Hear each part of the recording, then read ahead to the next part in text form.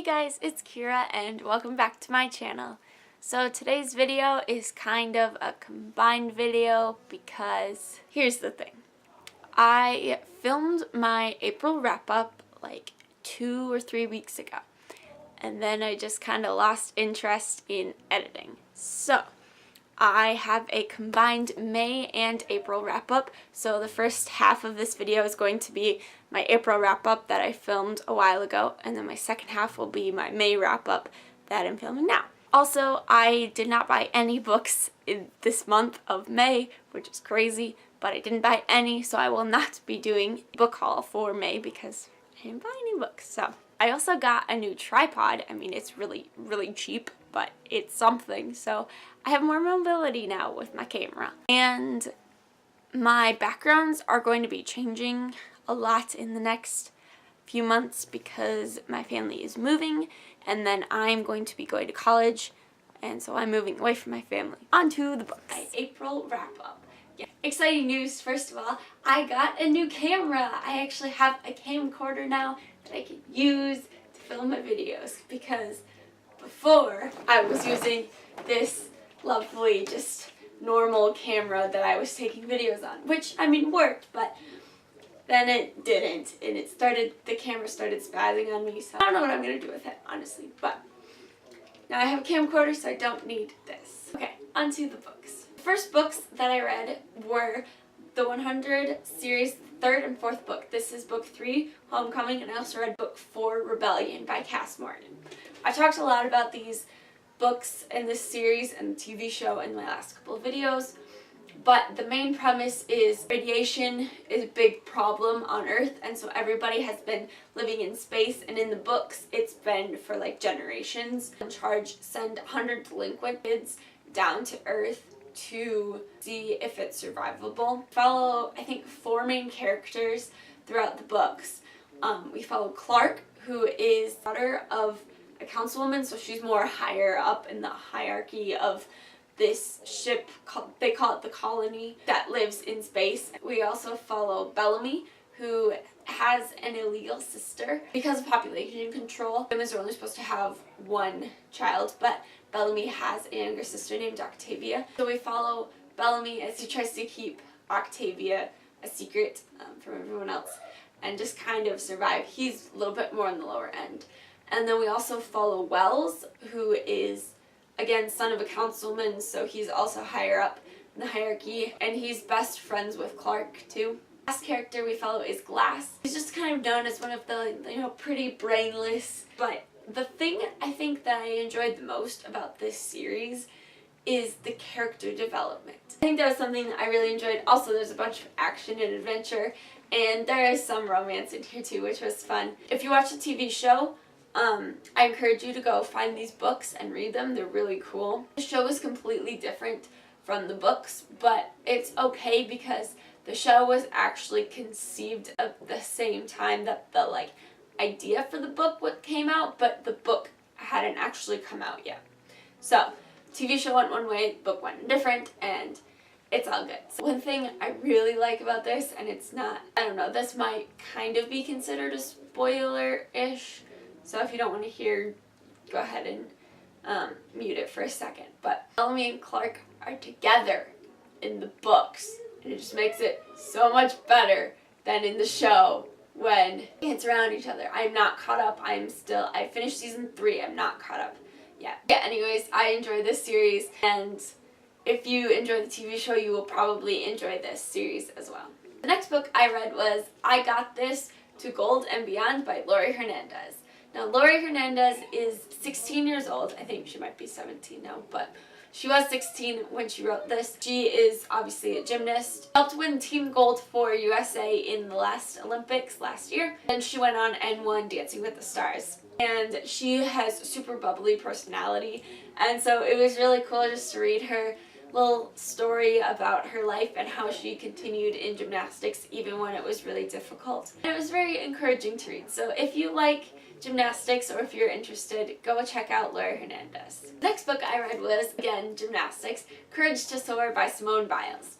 Now, Simone Biles is an incredible gymnast. If you know anything about the Rio Olympics from last year, you would know Simone Biles' name. She won a lot of medals, and she's won 3 world championships in the 3 years before this Olympics. So she is insane, but she did not have an easy childhood, and so it was really interesting to read her story and her perspective on gymnastics and how just her energy just needed to come out somewhere, and so gymnastics was like her outlet when she was growing up. So it was really interesting. I love it. She has little encouraging quotes at the beginning of each chapter, so that's really cool. I really enjoyed this book too. This was just a fun little read. The next book I read was Storm Runners by Roland Smith. This is just kind of juvenile book. It's about a dad and his son who are storm chasers, and they get caught in Florida in the middle of a hurricane. They get separated as well, so they have to figure out how to like survive this hurricane. It's really teeny tiny.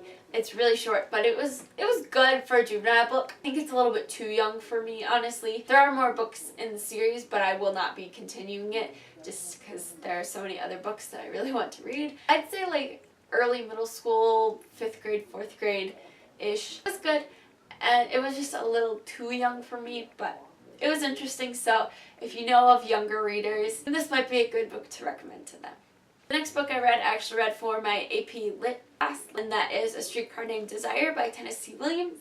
This is a play, and it was very weird. I don't really know how I feel about it, honestly. It's about this girl named Blanche who has a sister, and she kind of goes to live with her sister, but she's alcoholic, and she has a weird history with men and kind of like spirals into craziness, and I don't know. It was very weird. It wasn't my least favorite book that I read for my class, but it definitely was not my favorite either. That was A Streetcar Named Desire. The last book I read in April was a reread for me, and that is An Ember in the Ashes by Saba Tahir. This has become one of my new favorite books of all time. My friend has my copy, so that's why I don't have it held up for you. I read it for my library assistant class last semester. Our end of the year project was we had to read a book and then do a little project with it. It looked interesting, so I picked it up, and seriously, it is so amazing. The writing style just draws you in, and the characters,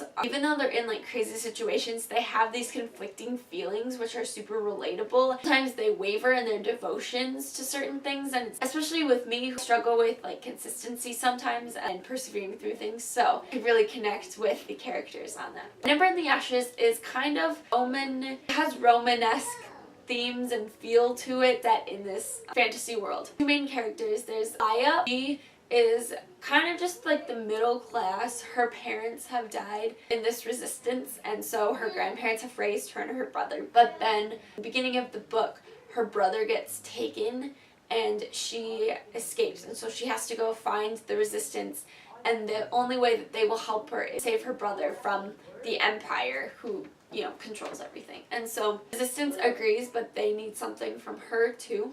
She agrees to go become a slave in Blackcliff, which is a training academy for the Empire. And so she gets caught in this crazy, awful slavery thing. She's willing to go through that to save her brother. And then the other character is named Elias, and he is a mask, which is like a soldier. And so he trains at Blackcliff Academy. He's never really felt comfortable with what the Empire has been teaching, but he's kind of gone along with it because if he doesn't, he will definitely die. And so he is chosen to be in this set of trials to become the new emperor, and so of course he's at Blackcliff, and then Laia goes to Blackcliff, so eventually their paths cross. The story continues from there. But it's just so beautifully written, and there's just a lot of mysteries. Like, it was interesting rereading it. I could see a lot of things that interconnected with the second book. There's a big revelation that happens in the second book, and so rereading the first book, I can see like the seeds, then just the little foreshadowing that happens. It was super fun, and I just love that book so much. So if you haven't read An Ember in the Ashes, please go and read. Now onto the books for May. So the first book I read in May was I finished A Torch Against the Night by Saba Tahir. This is the sequel to An Ember in the Ashes, and I love that book, and I love this book. This one had a very unexpected twist, but rereading the series has helped me see little hints in the first book and even into this one. There's a third book that's coming, and I'm so excited. This is a really fun book to read. The second book I read in May was All the Light We Cannot See by Anthony Doerr, I think is how you pronounce it. I read this for my English project, and I really enjoyed it. There was a lot of skipping between times, which got really confusing, but it was still a really interesting read, and I borrowed it from the library, that's why I don't have it, but I thought it was really cool, and I enjoyed the way that the time skipping worked. I feel like if I reread it, I'd be even more interested in how that all plays into the story. If you don't know what the book is about, All the Light You Cannot See is set in World War II, and it follows a French blind girl named Marie and a German boy named Werner, and they're completely separate paths, and they eventually intersect. I was a little bit sad about their meeting. It's not as long as you would hope it would be, but it's still really cool. I don't know, I thought it was just a really interesting book. And the last 3 books that I read in May are all connected, so I picked up Throne of Glass by Sarah J. Maas, and then I read book 2, Crown of Midnight, and then I read the prequel, The Assassin's Blade. So, first of all, Throne of Glass. I got this from my friend for my birthday. I really enjoyed this book. It was different than what I thought it was going to be, I think. I don't really know what I was expecting, but I remember especially the beginning when Selena gets to the palace and, I don't know, she's just like obsessed with beauty and just like thinking that she's pretty, and she's like all worried about her appearance and stuff. I mean, I understand that you're in a castle and there's prints around you, but I don't know, her obsession with clothes and stuff just bothered me, and that's probably because I'm not obsessed with clothes whatsoever. Pretty much all of my shirts that I own are t-shirts, so who knows. But I found her unlikable at first, but as the book progressed and she came to kind of talk with and go through situations, I thought it was really good character development in this book, and so I ended up enjoying the last bit of it. Then I read Crown of Midnight, and this one I enjoyed it not quite as much. It was interesting because when I first read Throne of Glass, I was definitely a Dorian fan, and then reading this, it kind of turned me into a Kale fan, but like, I don't really know. And then I just started reading Heir of Fire, which is the 3rd book, and there's other characters in it, so I'm confused. I don't know who I want her to end up with. But obviously no spoilers because I have not read these books ever. I enjoyed this one. It was pretty good. So this is the continuation of Selena's story. Also, the revelation at the end of this, when you find out who she really is, was really interesting, and I definitely did not connect the dots, even though I've heard enough things that once I read it, I was like, oh yeah, that makes sense. So yeah. Assassin's Blade, I loved it. I would read so much more on her and Sam. I don't know, I just thought it was super fun. It kind of follows the cliche like enemies to friends to kind of lovers. I loved this novella happened.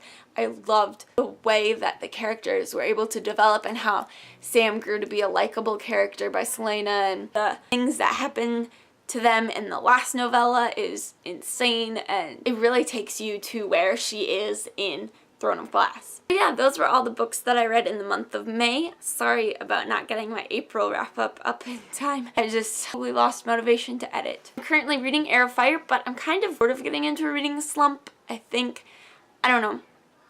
I'm just not as motivated to read it, so I think I'm going to be reading The Boy in the Striped Pajamas next. I got that from the library and I've been wanting to read it for forever. But I also have finals in the next couple days, and then I'm graduating high school, and so I'm going to have a lot of time to read. So I don't know if I really want to read such an emotional book at school because I cry pretty easily in books. I don't know what else I might pick up, or I might try reading Heir of Fire some more. I don't know what's gonna happen. If you like this video, please give it a thumbs up and let me know what you've been reading this past month. Thanks for watching, and I'll see you next time. Bye!